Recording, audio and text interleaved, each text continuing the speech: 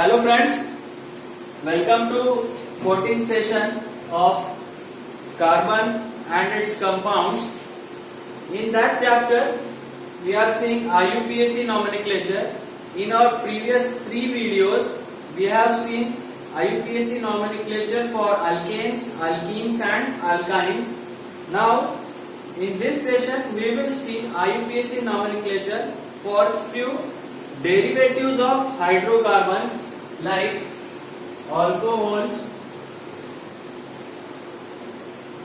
acids, aldehydes and ketones. Friend, इन सब के फंक्शनल ग्रुप एक बार हम रिवाइज कर लेंगे. फंक्शनल ग्रुप क्या होता है? फंक्शनल ग्रुप एटम्स का एक एटम या एटम्स का वो ग्रुप होता है जो उस सब्सटेंस के फिजिकल और केमिकल प्रॉपर्टीज डिसाइड करता है. जैसा कि हमने एग्जांपल लिया था CH3 ये जो है इथेन है और CH3CH2OH जो है इथाइल अल्कोहल है. इन दोनों में भी दो ही कार्बन एटम्स है, लेकिन दोनों के प्रॉपर्टीज कैसे है? बहुत ही डिफरेंट है बिकॉज ऑफ दिस ग्रुप. ये जो ग्रुप है ये डिसाइड करने वाला है कि उसके प्रॉपर्टीज कैसे रहेंगे. इस सब्सटेंस में इसके प्रॉपर्टीज कौन डिसाइड करेगा? वो डिसाइड करेगा. इसमें एसिड में कौन डिसाइड करेगा? COOH ग्रुप डिसाइड करेगा. तो from these examples what we are observing, what is the functional group which determines the physical and chemical properties of that substance. Functional group is an atom or group of atoms which determines their physical or chemical properties. अभी हम इन substance के nomenclature के बारे में देखने वाले हैं. तो ये उसका फंक्शनल ग्रुप अल्कोहल का क्या है? ROH. एसिड्स क्या रहते हैं? RCOOH. और अल्डिहाइड्स एंड कीटोन्स क्या रहते हैं? RCHO. कीटोन्स क्या रहते हैं?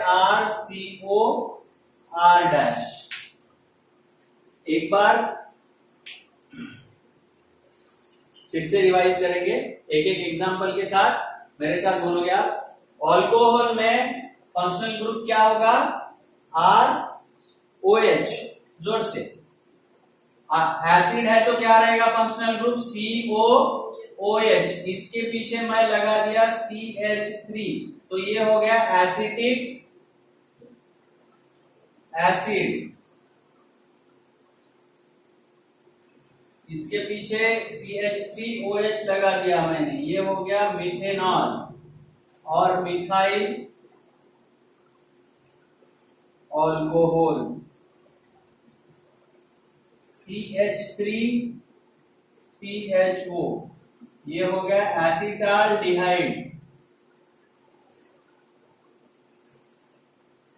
CH3COCH3 इसे हम कहते हैं एसीटोन.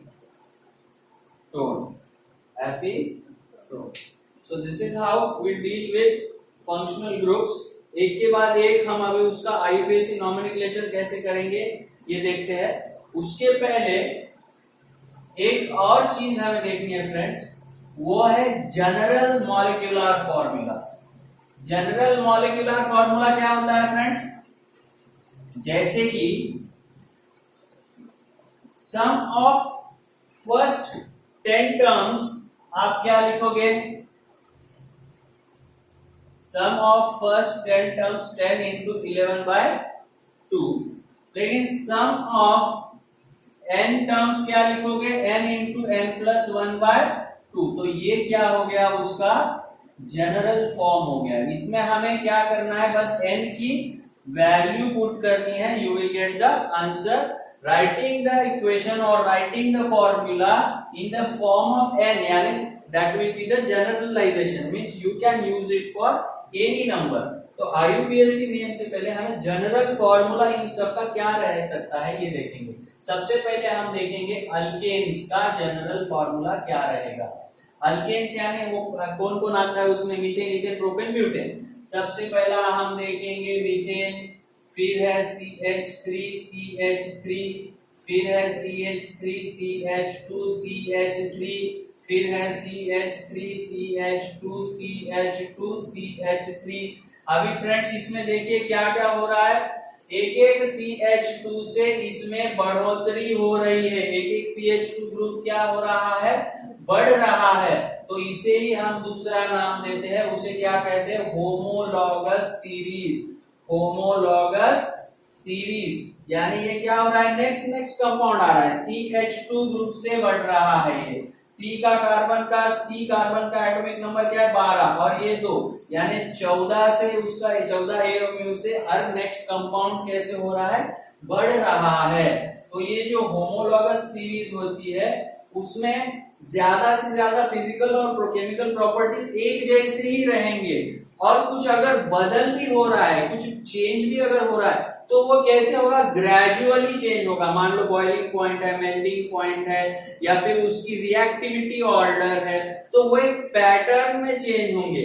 यानी पहला वाला सबसे ज्यादा रिएक्टिव है, और नीचे की सीक्वेंस में अगर रिएक्टिविटी कम हो रही है तो इससे थोड़ा ये कम रिएक्टिव रहेगा, इससे थोड़ा ये और कम रिएक्टिव रहेगा, इससे और थोड़ा ये कम रिएक्टिव रहेगा। इस तरह से रिएक्टिविटी उसकी ग्रेजुअली इंक्रीज और डिक्रीज होगी। जो प्रॉपर्टीज चेंज नहीं हो रहे वो प्रॉपर्टीज पूरी सीरीज के लिए सेम ही रहेंगे, लेकिन जो प्रॉपर्टीज चेंज हो रहे हैं वो ग्रेजुअली चेंज होंगे। ओके, तो this is about homologous series. अभी हम देखेंगे इसका जनरल फार्मूला हम कैसे लिख सकते हैं। तो फ्रेंड्स इसमें बताइए, हर किसी में कार्बन और हाइड्रोजन एटम कितने हैं, C1H4, इसमें C2H6, इसमें C3H8, इसमें C4H10। तो फ्रेंड्स मैं इसमें C और H को N के फॉर्म में अगर लिखना चाहूं तो कैसे लिख सकता हूं, क्या मैं ऐसे लिख सकता हूं, CnH2n+2। अब ये देखो, ये 4 से 2 गुना करने के बाद इसमें मैं 2 मिला रहा हूं, तो मुझे क्या मिल रहा है, 10।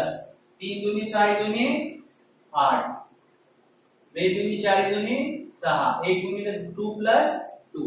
इस तरह से अगर मैं CnH2n+2 का जनरलाइज फॉर्म में लिखूंगा तो मुझे क्या मिलेंगे, अल्केन्स मिलेंगे। सिमिलरली अल्कीन्स के लिए भी हम ऐसे फॉर्मूला डिराइव कर सकते हैं। तो let's move on to alkenes. I rub this, make note of this. General formula for alkanes is CnH2n+2। And friends जब भी हम जनरलाइज फॉर्मूला निकालते हैं तो जस्ट डिसाइड करने के लिए एक ही एग्जांपल से डिसाइड करना उचित नहीं है, क्योंकि अगर हम एक ही एग्जांपल देखेंगे तो CnH4n ऐसे भी लिख सकते हैं। तो जो हम जनरलाइजेशन कर रहे हैं उसको चेक करना चाहिए, 2 3 4 ऐसे एग्जांपल्स के लिए ये सूट कर रहा है क्या, ये वैलिड है क्या। अगर सिर्फ एक को वैलिड है तो that will not be the correct generalized formula. Your generalized formula should be applicable, should be valid for all values of n. Now we will see alkene.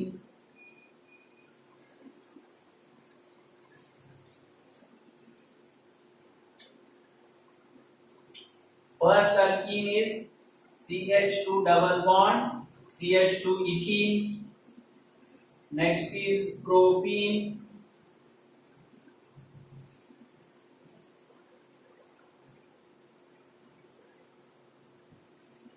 Butene,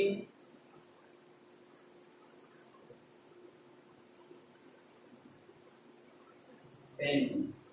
अभी इसका फॉर्मूला क्या होगा, C2H4, ये होगा C3H6, C4H 3 और इसका क्या होगा, C5H10। तो इन ऑल द एग्जांपल्स इसमें रिलेशन क्या है, 2 टाइम्स का ही रिलेशन है, यानी CnH H2N अगर हम इसको लिख के जनरलाइज फॉर्मूला कहेंगे तो will it be a valid formula? Yes, it will satisfy all values of n. That's why हम इधर लिखेंगे अल्केन का जनरल फॉर्मूला क्या होगा, अल्केन का होगा CnH2n+2 और अल्कीन का क्या होगा CnH2n। अभी देखते हैं हम अल्काइन यानी ट्रिपल बॉन्ड वाले कंपाउंड्स का क्या होगा।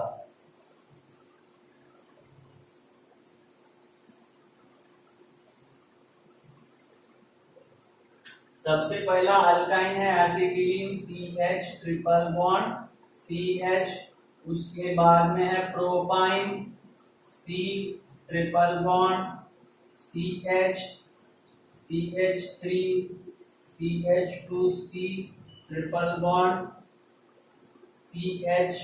अभी ये देखो ये क्या हो रहा है C2H2C3H4 C4H6 है क्या।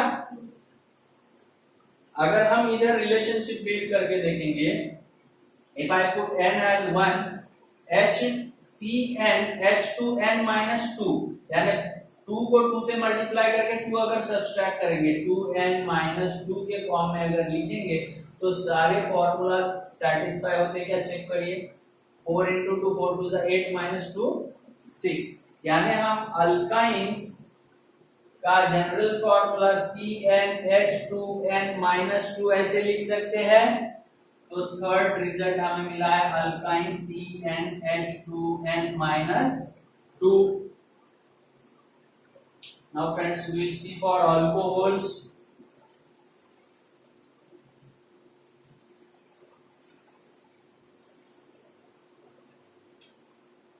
First alcohol CH3OH, CH3CH2OH, CH3CH2CH2OH। अभी बोलिए इसका क्या है C1H4O।